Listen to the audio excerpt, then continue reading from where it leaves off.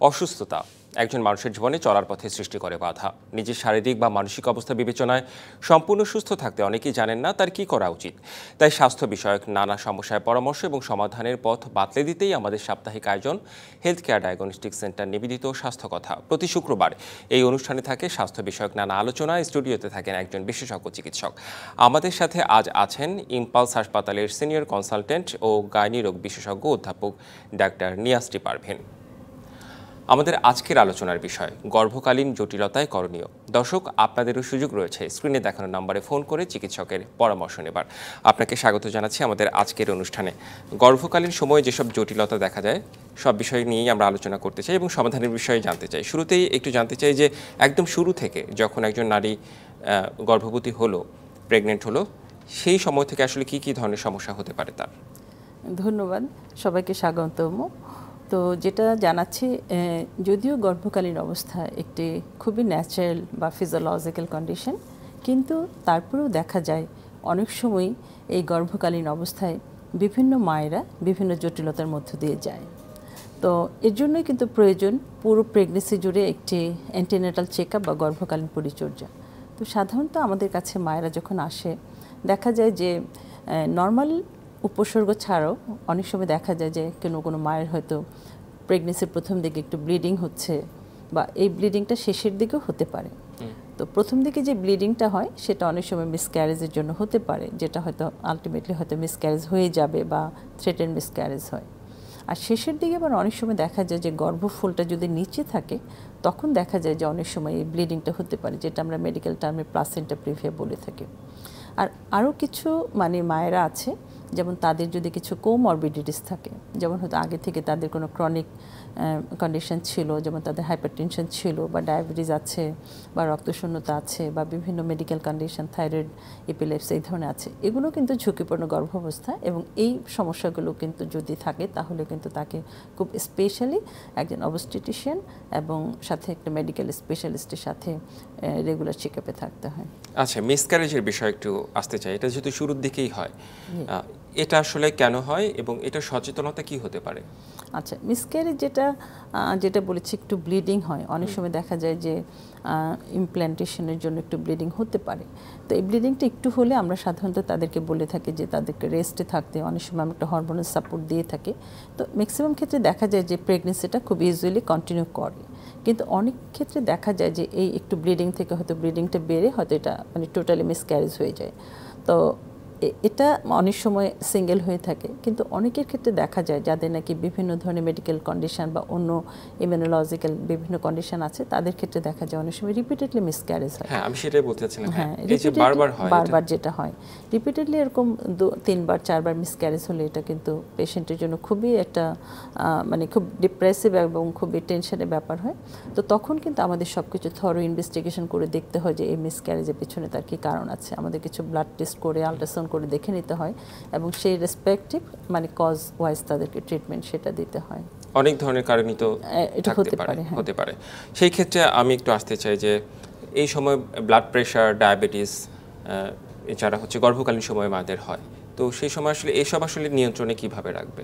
আচ্ছা, very important, যেটা আমি আগে বলেছিলাম, একটি মায়ের যদি আগে থেকে হাইপারটেনশন থাকে তাহলে তো সে জানেই যে তার হাইপারটেনশন আছে। তাদের আমাদের অ্যাডভাইস থাকে যে প্রেগনেন্সি নেওয়ার আগে থেকেই সে ডক্টরের কাছে যে ব্লাড প্রেশারটা চেক করে নেবে এবং অনেক সময় মেডিকেশনের চেঞ্জ করার প্রয়োজন হয়।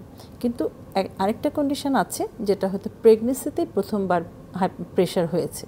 সাধারণত দেখা যায় 20 সপ্তাহের পরে যদি প্রেশারটা অনেক বেশি বেড়ে যায়, 140 বা 90-র উপরে হয়, এবং এক্ষেত্রে দেখা যায় যে মায়েদের হয়তো ওজনটা হঠাৎ করে বেড়ে যায়, অনেক বেশি ওজন, প্রতি মাসে যেটা 2 কেজি বাড়ার কথা সেটা দেখা যাচ্ছে অনেক বেশি বেড়ে যাচ্ছে, সমস্ত শরীরে পানি চলে আসে। এই কন্ডিশনটাকে আমরা একটা বলে থাকি যে প্রি এক্লেমশিয়া। আর এটা যদি খুব বেশি সিরিয়াস কন্ডিশনে চলে যায় তখন কিন্তু যে এক্লেমশিয়া বা খিঁচুনির মতো হতে পারে। এটা কি উচ্চ রক্তচাপের কারণে? উচ্চ রক্তচাপের জটিলতা থেকে হয়ে থাকে এবং এটা কিন্তু একটা ইম্পর্টেন্ট কারণ শিশু মৃত্যু এবং মাতৃমৃত্যুর। কাজে এটাও কিন্তু যে মাটা রেগুলার চেক আপে আসবে তাদেরকে কিন্তু আমরা সেটাকে কন্ট্রোল করতে পারি যাতে এক্লেমশিয়ার মতো না হয়ে যায়। তো এটা আমরা সাধারণত তাদেরকে বিভিন্ন হাইপারটেনশনের মেডিসিন দিয়ে লাইফস্টাইলে কিছু চেঞ্জ করে রেগুলার ইনভেস্টিগেশন করে বা বেবির জন্য মানে বিভিন্ন মনিটরিং করে আমরা সেই প্রেগনেন্সিটাকে কন্টিনিউ করার প্রয়োজন হয়। আরেকটা কন্ডিশনের কথা আপনি বলেছিলেন যে ডায়াবেটিসটা কিন্তু খুবই ইম্পর্টেন্ট, এবং যে সমস্ত মায়েদের আগে থেকে ডায়াবেটিস থাকে তারা কিন্তু অবশ্যই একটা হাই রিস্ক প্রেগনেন্সি। তাদের আমাদের অ্যাডভাইস থাকে যে প্রেগনেন্সি নেওয়ার আগেই কিন্তু ওনারা মানে তার ডায়াবেটোলজিস্টের কাছে যে দেখে নেবে যে তার যে ডায়াবেটিসের ব্লাড সুগার যেটা আছে সেটা তার প্রেগনেন্সি নেওয়ার জন্য সেফ কিনা। তো সেটা কন্ট্রোল করে অনেক সময় মেডিকেশন চেঞ্জ করে তারপরে ডায়াবেটিসটা নিতে হয়। দেখা যায় যে অনেকের আগে থেকে ডায়াবেটিস থাকে, আবার অনেকেই গর্ভকালীন সময়ে হঠাৎ ডায়াবেটিস হয়। তো গর্ভকালীন সময়ে হঠাৎ ডায়াবেটিস যখন ধরা পড়বে সেই ক্ষেত্রে আসলে তার করণীয়টা কি? আচ্ছা, এটা কিন্তু ভেরি ইম্পর্টেন্ট। অনেকের কিন্তু দেখা যায় সে জানেই না যে তার ডায়াবেটিস ছিল বা আগে থেকে ছিল না, কিন্তু হঠাৎ করে আমরা যখন মানে বুকিং ইনভেস্টিগেশন করি তখন দেখা গেল যে তার ডায়াবেটিসটা অনেক বেশি। এই কন্ডিশনটাকে আমরা বলে থাকি জেস্টেশনাল ডায়াবেটিস মেলাইটিস, মানে যেটা প্রেগনেন্সির সময় হয়। তো এটার পিছনে কিছু রিস্ক ফ্যাক্টর থাকে, যেমন হয়তো যাদের নাকি একটু ওয়েটটা বেশি হয়, যাদের হয়তো ফ্যামিলিতে ডায়াবেটিস আছে বা আগে তার ডায়াবেটিস ছিল। তো এটা কিন্তু ভেরি ইম্পর্টেন্ট, ভেরি ইম্পর্টেন্ট। কেননা এই ডায়াবেটিসের যদি কন্ট্রোলে না থাকে তাহলে কিন্তু এটা বাচ্চার জন্য যেমন অনেক কিছু রিস্ক হতে পারে, মায়ের জন্য রিস্ক হতে পারে। বাচ্চার যেমন হয়তো তার মিসক্যারেজ হয়ে যেতে পারে, তার আবার প্রেশার হতে পারে, তার বাচ্চা ওজনে ছোট হতে পারে কিংবা অনেক বেশি বড় হতে পারে। আরেকটা ইম্পর্টেন্ট হচ্ছে বাচ্চার কিন্তু এখানে জন্মগত ত্রুটি হতে পারে। হয়তো সে জানেই না যে তার ডায়াবেটিস ছিল, প্রেগনেন্সির প্রথম থেকে তার ব্লাড সুগার অনেক বেশি হাই। যখন একটা বেবির ডেভেলপমেন্ট হয়, তার সমস্ত অর্গানগুলো ডেভেলপমেন্ট হচ্ছে, হার্ট হচ্ছে, ব্রেন হচ্ছে, ওই সময় যদি ব্লাড সুগারটা কন্ট্রোলে না থাকে তাহলে দেখা যায় যে তার জন্মগত ত্রুটি হচ্ছে, যেমন হার্টে ফুটো থাকতে পারে, হয়তো তার মাথার খুলিটাই হয়নি, এই ধরনের বিভিন্ন ধরনের জন্মগত ত্রুটি হতে পারে। সে কারণে ডায়াবেটিস সে সময় নিয়ন্ত্রণে রাখাটা খুব জরুরি। অবশ্যই জরুরি, হ্যাঁ। আচ্ছা, আমি একটু ওজনের বিষয়ে আসতে চাই। এই সময় অনেকের ওজন বেড়ে যায়, মানে যারা গর্ভকালীন সময়ে। তো সেই ক্ষেত্রে আসলে কি করণীয়? ওজনটাকে নিয়ন্ত্রণ করার জন্য আসলে কি করতে পারেন একজন গর্ভবতী মা? গর্ভাবস্থায় যেটা হচ্ছে, একটি মাকে তো ওজন বাড়তেই হবে, তার বেবিকে তো বড় গ্রোথ হতে হবে। তো আইডিয়ালি যেটা একটি পুরো প্রেগনেন্সিতে একটি মা সাধারণত 10 থেকে 12 কেজির মতো ওয়েট গেইন হয়। তো সাধারণত দেখা যায় প্রথম 3 মাসে তো মায়েদের অনেক বমি থাকে, অরুচি থাকে। প্রথম 3 মাসে কিন্তু অত গেইন হয় না।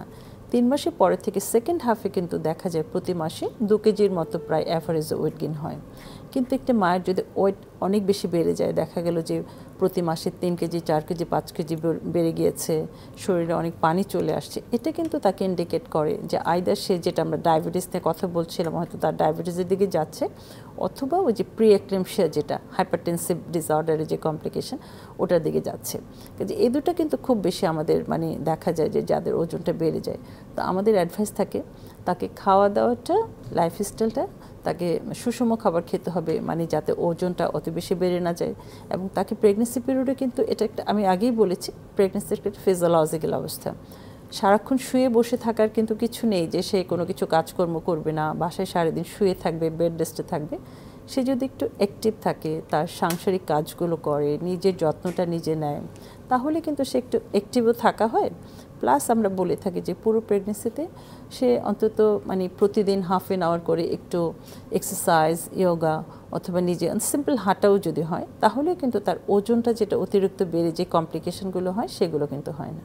আচ্ছা, এই ক্ষেত্রে অ্যাক্লেমিশিয়ার ব্যাপারটা বারবার চলে আসছে। আমি একটু জানতে চাই যে অ্যাক্লেমিশিয়া যদি কারো হয়েই যায়, সেই ক্ষেত্রে আসলে তাৎক্ষণিকভাবে পেশেন্টকে কি করা উচিত, কিংবা হচ্ছে অ্যাক্লেমিশিয়ার যখন ঝুঁকিটা হয় মানে পেশেন্টের, তখন কি হসপিটালাইজটা নিশ্চয়ই করা উচিত? মানে অনেক পেশেন্ট কি ফিরে আসে, মা বাচ্চার দুজনই ভালো থাকে, নাকি অনেক সময় রিস্ক থেকেই যায়? আচ্ছা, খুবই একটা ইম্পর্টেন্ট টপিকস। সেটা হচ্ছে অ্যাকচুয়ালি এক্লেমশিয়াটা এখন আমাদের অ্যান্টিনেটাল চেক আপ, সচেতনতা অনেক বেশি ইমপ্রুভ হয়েছে। তো এখন কিন্তু এক্লেমশিয়া ইউজুয়ালি আমাদের মানে শহরে এগুলো মানে খুব মানে অনেকটাই কমেছে, কিন্তু গ্রামাঞ্চলে রিমোট এরিয়াতে কিন্তু এখনো মাতৃমৃত্যুর একটা ইম্পর্টেন্ট কারণ এক্লেমশিয়া বা খিঁচুনি। আচ্ছা, আমরা একটু আরো প্রশ্নের ডিটেইলে যাব, উত্তরের ডিটেইলে। একজন দর্শক রয়েছে, আমরা একটু ফোনটি নিয়ে আসতে চাই। দর্শক, আপনার পরিচয় দিয়ে আপনার প্রশ্নটি করতে পারেন। আমার নাম আরিফুল ইসলাম, রাজশাহী থেকে বলছিলাম। আমার বাচ্চা হওয়ার পর বাচ্চা না নেওয়ার জন্য আমরা এখন বাচ্চা নেওয়ার জন্য 3 মাস। জি, তারপর আপনি আরেকবার একটু বলুন প্লিজ, আমরা হচ্ছে স্পষ্টভাবে শুনতে পারিনি। শুনতে পাচ্ছি না। হ্যাঁ, মানে আমাদের প্রথম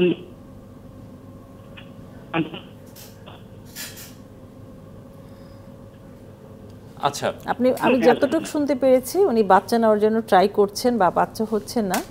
তো প্রথম বাচ্চা নেয়ার পর একটা দীর্ঘ সময় আরেকটা বাচ্চা না নেয়ার জন্য উনি হচ্ছে জন্ম নিবন্ধন মানে পরিবার পরিকল্পনা যেটি সেটি গ্রহণ করেছিল। তারপর এখন বাচ্চা নেওয়ার ক্ষেত্রে তার সমস্যা হচ্ছে এমন কিছু একটা উনি বলেছেন। আচ্ছা, এই ধরনের যারা সমস্যায় ভুগবেন আচ্ছা। তাদের আসলে কি করা উচিত? একটা মধ্যে একটা বড় গ্যাপ। হ্যাঁ, তো উনি একটা বাচ্চা নিয়েছেন, এখন আরেকটা বাচ্চার জন্য ট্রাই করছে। তো এই হয়তোবা উনি যেটা বলতে চেয়েছেন যে এখন বাচ্চা নিতে চাচ্ছেন কিন্তু বাচ্চা হচ্ছে না। হ্যাঁ। এই প্রবলেমটা কিন্তু আমরা খুব বেশি ফেস করছি, যেটাকে আমরা বলে থাকি বন্ধ্যাত্ব বা ইনফার্টিলিটি। আমাদের সমাজে কিন্তু 10 থেকে 15% কাপল আছে যারা ইনফার্টিলিটিতে ভুগছে। এটা কি প্রথম বেবি হওয়ার পরেও এমন হতে পারে? না, এটা তো উনি যেটা বলেছেন প্রথম বেবি হওয়ার পরে যেটা, এটাকে আমরা বলি সেকেন্ডারি সাবফার্টিলিটি। কিন্তু যাদের কোনো বেবি নেই, একবারও বেবি হয়নি, প্রথম থেকে ট্রাই করছেন, তাদের বেবি হচ্ছে না, এটা কিন্তু প্রাইমারি সাবফার্টিলিটি। এই ধরনের কাপল, ওনারটা সেকেন্ডারি সাবফার্টিলিটি হয়েছে, একটা বেবি যেহেতু আছে এখন হচ্ছে না। আর প্রাইমারি সাবফার্টিলিটিতে যারা ভুগে তাদের মানে তাদের কন্ডিশন কিন্তু আরও অনেক মানে খারাপ থাকে, কিন্তু তারা তো একটা বেবির জন্য ট্রাই করছে কিন্তু হচ্ছে না। এই সমস্ত ক্ষেত্রে কিন্তু দেখা যায় দুজনেরই হাজব্যান্ড ওয়াইফ কাপলের দুজনের কিছু না কিছু সমস্যার জন্য হয়তো হচ্ছে না। তাহলে এখন কি করা উচিত? এখন যেটা করা উচিত, আমি সাধারণত একটা বছর ট্রাই করার পরে যদি না হয়, দুজনে ট্রাই করার পর, তখন আমরা সেটাকে মানে সেই ক্যাটাগরিতে ফেলি। তো মাত্র উনি বলেছেন যে 3 মাস থেকে ট্রাই করছেন, তো মিনিমাম 1 বছর ট্রাই করতে হবে। তারপরে যদি না হয় তাহলে একটু ইনভেস্টিগেশন করে দেখে নিতে হবে যে তার ওয়াইফের বা তার নিজের কোনো প্রবলেম আছে কিনা। আমরা সাধারণত আল্ট্রাসাউন্ড, কিছু হরমোন প্রোফাইল এগুলো করে দেখি, প্লাস হাজবেন্ডের জন্য যেটা সিমেন অ্যানালাইসিস যেটা আছে, বীর্য পরীক্ষা, ওটা একটু পরীক্ষা করে দেখে নিতে হয় যে কোনো প্রবলেম আছে কিনা। অর্থাৎ একটা বেবি হওয়ার পর হাজবেন্ড এবং ওয়াইফ যে কারো সমস্যা হতে পারে, দুজনকেই পরীক্ষার মধ্যে থাকতে হবে। জি, আমরা একটা বিরতিতে যাব, বিরতির পর ফিরে এসে আবার আলোচনায় ফিরবো আমরা। দর্শক, বিরতি নিচ্ছি ডিবিসি নিউজের সাপ্তাহিক আয়োজন হেলথ কেয়ার ডায়াগনস্টিক সেন্টার নিবেদিত স্বাস্থ্য কথায়, সঙ্গেই থাকুন। আবারও স্বাগত ডিবিসি নিউজের সাপ্তাহিক আয়োজন হেলথ কেয়ার ডায়াগনস্টিক সেন্টার নিবেদিত স্বাস্থ্য কথায়। আমাদের সাথে আজ আছেন ইম্পালস হাসপাতালের সিনিয়র কনসালটেন্ট ও গাইনি রোগ বিশেষজ্ঞ অধ্যাপক ডাক্তার নিয়াজ টি পারভিন। আজকের আলোচনার বিষয় গর্ভকালীন জটিলতায় করণীয়। আমরা আসলে নানা বিষয় নিয়ে আলোচনা করছিলাম। বিরতির আগে অ্যাক্লেমিশিয়া ব্যাপারটা নিয়ে আলোচনা করছিলাম। একটু রক্তশূন্যতা দিয়ে শুরু করতে চাই। যাদের রক্তশূন্যতা রয়েছে তাদের ক্ষেত্রে আসলে রিস্কগুলো কি? আচ্ছা, আমাদের দেশে অনেক মায়েরাই আসে যাদের রক্তশূন্যতা আছে, যেটাকে আমরা মেডিকেল টার্মে অ্যানিমিয়া বলে থাকি। তো রক্তশূন্যতার কিন্তু অনেক ধরনের জটিলতা হতে পারে একটি মায়ের যদি রক্তশূন্যতা থাকে। যেমন তার বাচ্চাটা সময়ের আগে ডেলিভারি হয়ে যেতে পারে, প্রিটার্ম হতে পারে, তার বাচ্চাটার ওজন কম হতে পারে। তো দেখা যায় যে প্রেগনেন্সির সময় তার একটা ব্লিডিং হতে পারে। তারপরে আরেকটা বেশি ইম্পর্টেন্ট যেটা হয় যে হয়তো তার ডেলিভারি হয়েছে, ডেলিভারির পরে যে সমস্ত মায়েদের রক্তশূন্যতা ছিল তাদের প্রচুর পরিমাণে রক্তক্ষরণ হয়, যেটাকে আমরা পিপিএইচ বলে থাকি। এবং এই পিপিএইচ কিন্তু আমাদের দেশে মাতৃমৃত্যুর একটা অন্যতম কারণ। আবার অনেক সময় দেখা যায় যে ডেলিভারির সময় তাদের এই রক্তশূন্যতা থেকে তাদের হয়তো ডেলিভারির সময়কালীনই তাদের হার্ট ফেলিওর হতে পারে, মানে ডেলিভারি পরে তাদের ইনফেকশন হতে পারে। কিন্তু সামান্য যদি আমরা একটু খাবার দাবারটা যদি একটু মানে আয়রন সমৃদ্ধ খাবার খাই, প্রতিদিন একটা করে আয়রন ট্যাবলেট, ক্যালসিয়াম ট্যাবলেট খাই, তাহলে কিন্তু এই রক্তশূন্যতা থেকে আমাদের মানে মায়েরা মানে রেহাই পেতে পারে কমপ্লিকেশন থেকে। আচ্ছা, যাদের রক্তশূন্যতা মানে অনেক বেশি, মানে হিমোগ্লোবিনের পরিমাণ কম থাকে, তাদের ক্ষেত্রে তো রিস্কগুলো তত বেশি হয়। হ্যাঁ, এটাই বলছিলাম যে এই ধরনের রিস্কগুলো হতে পারে। এবং যেটা বলেছিলাম যে যাদের রক্তশূন্যতা আছে ডেলিভারির সময় তো অনেক রক্তক্ষরণ হয়, সেই কারণেই তো মানে রক্ত দেওয়ার জন্য রক্ত দেওয়ার জন্য প্রয়োজন হয়। আমরা যদি দেখি যে হিমোগ্লোবিন হয়তো ডেলিভারির সময় 6-7 আছে, তাদেরকে কিন্তু রক্ত দিয়ে তখন এই মানে অ্যানিমিয়াটা কারেকশন করতে হয়। আচ্ছা আচ্ছা, একজন দর্শক রয়েছে ফোনে, আমরা একটু ফোনটি নিয়ে আসতে চাই। দর্শক, কোত্থেকে বলছেন? আপনার পরিচয় দিয়ে আপনার প্রশ্নটি করতে পারেন। আমি রাজশাহী থেকে বলছি। জি জি, আমি রাজশাহী থেকে বলছি। আমাদের সন্তান হয় না প্রায় 7 বছর ধরে। আমি জানতে চাচ্ছি ম্যাম যে আমাদের ওয়াইফের ওই ডিম্বাণুটা ছোট বলছে, মানে এটা কি কারণে, কারণটা কি? মানে এই কারণে আপনার সন্তান আজ আসতে প্রায় 8 বছর। আচ্ছা, হয়ে গেল। আমার মনে হয় একই দর্শক প্রশ্ন করেছেন কিনা, মানে আমরা কিন্তু এই প্রশ্নটা আলোচনা করেছি যে ওনাদের দুজনকে একটু মানে সব একই ইনভেস্টিগেশন দর্শক ফোন করেনি, ইনি রাজশাহী থেকে করেছেন। রাজশাহী থেকে করেছেন। আচ্ছা, আমি যেটা বলেছিলাম ওনার আবার সমস্যাটা হচ্ছে প্রথম থেকেই হচ্ছে বেবি হচ্ছে না। তো যেহেতু অনেকদিন হয়েছে বিয়ে হয়েছে, তাদের জন্য আমার যেটা উপদেশ থাকবে যে দুজনেই কিছু ইনভেস্টিগেশন করতে হবে, যেমন মায়ের জন্য আল্ট্রাসাউন্ড, কিছু হরমোন প্রোফাইল, থাইরয়েড, তারপর হচ্ছে ডায়াবেটিস, আরও কিছু হরমোন আছে, এবং হাজব্যান্ডের জন্য যেটা আমার সিমেন্ট অ্যানালাইসিস করতে হয়। তারপর সেটা দেখতে হয় যে কারো কোনো প্রবলেম আছে কিনা। আমরা সাধারণত কিছু মাইক্রোনিউট্রিয়েন্ট দিয়ে থাকি, আর একদমই যদি না হয় তাহলে কিন্তু আমাদের কিছু ওভুলেশন ইন্ডিউসিং ড্রাগ আছে, সেগুলো আমরা দিয়ে ট্রাই করে থাকি। তো আশা করি যে উনি বিশেষজ্ঞ কোনো ডক্টরকে দেখাবেন, দেখিয়ে সেটা যথাযথ মানে ট্রিটমেন্ট নেবে। কেন আমাদের দেশে এখন বন্ধ্যাত্বের অনেক ভালো চিকিৎসা আছে, আমার আর এখন বাইরে যাওয়ার কিন্তু প্রয়োজন হয় না। আমাদের দেশে অনেক ছোট ছোট মানে অনেকগুলো আমাদের সেন্টার আছে, বিভিন্ন মেডিকেল কলেজগুলো তো আছে, এবং প্রাইভেট সেক্টরেও কিন্তু আমাদের বন্ধ্যাত্বের চিকিৎসা অনেক ইন্টারন্যাশনাল লেভেলে হচ্ছে। আচ্ছা, নারী পুরুষ উভয় সমস্যা থাকতে পারে, দুজনকেই ডক্টরের পরামর্শে ট্রিটমেন্ট করাতে হবে। আচ্ছা, আমার কাছে মেলা প্রশ্ন রয়েছে, আসলে সময় কম আমাদের। অ্যাক্লেমিশিয়া নিয়ে একটু জানতে চাই, কেউ যদি অ্যাক্লেমিশিয়া আক্রান্তই হয়ে যায় সেই ক্ষেত্রে আসলে তাৎক্ষণিক কি করবেন? আচ্ছা, এক্লেমশিয়াটা একদম দেখা যায় যে এক্লেমশিয়া যে বলছিলাম, যাদের নাকি আগে থেকে উচ্চ রক্তচাপ থাকে, হঠাৎ করে দেখা গেল যে সে খিঁচুনি হচ্ছে, সমস্ত বডিতে খিঁচুনি হচ্ছে, সে ফিট হয়ে যাচ্ছে, সে কিন্তু আর এই কথা কিন্তু রিকালেক্ট করতে পারে না। তো সে সমস্ত ক্ষেত্রে সেই সময় দেখা যায় যে তাদের আত্মীয় স্বজনরা মানে একদম ইমিডিয়েটলি তাকে কিন্তু ইমার্জেন্সি বেসিসে হসপিটালে আনতে হয়, এবং তখন কিন্তু আমাদের ইনিশিয়াল কিছু ম্যানেজমেন্ট দিতে হয় তাকে। বিভিন্ন ধরনের ড্রাগস আছে, ওগুলো দিয়ে আমরা ব্লাড প্রেশার কন্ট্রোল করি, খিঁচুনিটাকে কন্ট্রোল করি, এবং সেক্ষেত্রে কিন্তু সেটা মাকে কিন্তু অবশ্যই সেই সময় ডেলিভারি করে ফেলতে হয়, মাকে বাঁচানোর জন্য, বাচ্চাকে বাঁচানোর জন্য। সেটা 7 মাস হোক 8 মাস হোক, মাকে একটা ডেলিভারিটা হলেই কিন্তু মায়ের তারপরে সে এক্লেমশিয়ার যে প্রবলেমটা ছিল সেটা ওভারকাম হয়। তো এটাই কিন্তু আমরা চাবো না যে কোনো মায়ে এক্লেমশিয়াতে যাক। এক্লেমশিয়াতে মানে প্রিভেন্ট করার জন্য গর্ভকালীন অবস্থায় উচ্চ রক্তচাপ যদি থাকে তাহলে সেটাকেই কন্ট্রোল করবে, এক্লেমশিয়ার মতো মানে মৃত্যুর ঘাতকে যাতে না যায়। আমি একটু টিউমারের ব্যাপারে আসতে চাই, যে অনেক সময় দেখা যায় যে ইউট্রাসে টিউমার, দেখা যাচ্ছে যে অনেকেই গর্ভকালীন সময় টিউমারটা ধরা পড়ে, টিউমার এবং বেবি একসঙ্গে বেড়ে উঠতে থাকে, সেই ক্ষেত্রে আসলে কি করণীয়? আচ্ছা, টিউমার বা সিস্ট আসলে এটা বিভিন্ন ধরনের হতে পারে। কিছু আছে কিছু ফিজিওলজিক্যাল সিস্ট, আর কিছু আছে কিছু মানে টিউমার যেটা ক্যান্সার জাতীয়, কিছু আছে চকলেট সিস্ট। তো ফিজিওলজিক্যাল সিস্টটা কিন্তু নর্মাল, সেটা যদি মানে খুব ছোট আকারে হয়, 8 সেন্টিমিটার ছোট হয়, তাহলে আমরা প্রেগনেন্সিতে তেমন কোনো প্রবলেম হয় না। কিন্তু অনেক সময় চকলেট সিস্ট থাকে, সেটাতেও কোনো প্রবলেম হয় না। কিন্তু যদি সেটা কোনো ক্যান্সার জাতীয় কিছু হয় তাহলে কিন্তু সেটা তাকে সেই অবস্থায় প্রেগনেন্সিটা নেওয়া ঠিক হবে না, এবং সেটা কিন্তু সেই ক্যান্সার জাতীয় যদি কিছু টিউমার হয় কিন্তু তাকে কিন্তু সেটাকে প্রায়োরিটি দিতে হবে, সেটার চিকিৎসাটা আগে করতে হবে। জি, আমরা একটু ডেলিভারি প্ল্যান নিয়ে কথা বলতে চাই। গর্ভকালীন সময় তো 9 মাস কিংবা 10 মাসের মধ্যেই বাচ্চা চলে আসে, সেই ক্ষেত্রে আসলে ডেলিভারি প্ল্যানটা কেমন হওয়া উচিত? আচ্ছা, খুবই একটু গুরুত্বপূর্ণ প্রশ্ন করেছেন। তো কিছুদিন আগেই আমরা উদযাপন করলাম নিরাপদ মাতৃত্ব দিবস। আমাদের এবারে 2024-এর স্লোগান ছিল যে হসপিটালে ডেলিভারি করুন এবং মা এবং নবজাতককে বাঁচান। আসলে হসপিটাল বা হেলথ প্রফেশনাল ছাড়া কোনো ডেলিভারির কথা কিন্তু চিন্তাই করা যায় না। আমাদের দেশে এখনও মায়েরা গর্ভকালীন অবস্থায়, প্রসবকালীন অবস্থায় বা প্রসব পরিবস্থায় মারা যাচ্ছে, মায়েরা বাসায় ডেলিভারি হচ্ছে। এটাই কিন্তু যে বাসায় ডেলিভারি হচ্ছে, এবং দেখা যায় কোনো হেলথ প্রফেশনাল ছাড়াই, নার্স মিডওয়াইফ ছাড়াই ডেলিভারি হচ্ছে, এবং এগুলোই কিন্তু কারণ মাতৃমৃত্যুর। কাজে আমাদের এবারের স্লোগানটাকে আমি আবার আমার জনগণকে বলছি যে একটা ডেলিভারি যাতে হেলথ প্রফেশনাল ছাড়া না হয়, নার্স বা দক্ষ স্বাস্থ্যকর্মীর ছাড়া না হয়, এবং আপনি হসপিটালে ডেলিভারি করুন, তাহলেই কিন্তু আমরা একটি মাকে এবং নবজাতককে বাঁচাতে পারি। কিন্তু মেইন কমপ্লিকেশন প্রোগ্রেসের জার্নিটা যদিও 9 মাস, কিন্তু মেইন সমস্যাটা কিন্তু ডেলিভারির সময় হয়ে থাকে। একটি আমি যেটা বলছিলাম, রক্তক্ষরণ হতে পারে, পিপিএইচ হতে পারে, ইনফেকশন হতে পারে, এক্লেমশিয়া হতে পারে। এই সমস্যাগুলো কিন্তু দেখা যায় যে ডেলিভারির সময় হঠাৎ করে চলে আসতে পারে, এবং এগুলো যদি হসপিটাল সেটিংয়ে না থাকে তাহলে কিন্তু আমরা যে কোনো সময় একটি মাকে, একটি বাচ্চাকে হারাতে পারি। কাজে মানে আমাদের এবারে যে নারী মানে নিরাপদ মাতৃত্ব দিবসের স্লোগান যেটা, একটা নিরাপদ মাতৃত্ব, কাজে এটা সবাই সেটা সবাই ফলো করবে, সেটা সাকসেসফুল হোক এবং আমরা যাতে মাতৃমৃত্যু শিশু মৃত্যু ওদের ভবিষ্যতে কমিয়ে আমাদের যেটা মিলেনিয়াম ডেভেলপমেন্ট গোলের যে অর্জন সেটা যাতে করতে পারি, সেটাই আমার সবার কাছে বক্তব্য থাকবে। জি, আপনাকে অনেক ধন্যবাদ আমাদের আজকের অনুষ্ঠানে যুক্ত হওয়ার জন্য এবং পরামর্শ দেওয়ার জন্য। ধন্যবাদ সবাইকে, আমার দর্শককে এবং ডিবিসিকে আপনাকে। হেলথ কেয়ার ডায়াগনস্টিক সেন্টার নিবেদিত স্বাস্থ্য কথা, এই ছিল আমাদের আজকের আয়োজন। সঙ্গেই থাকুন।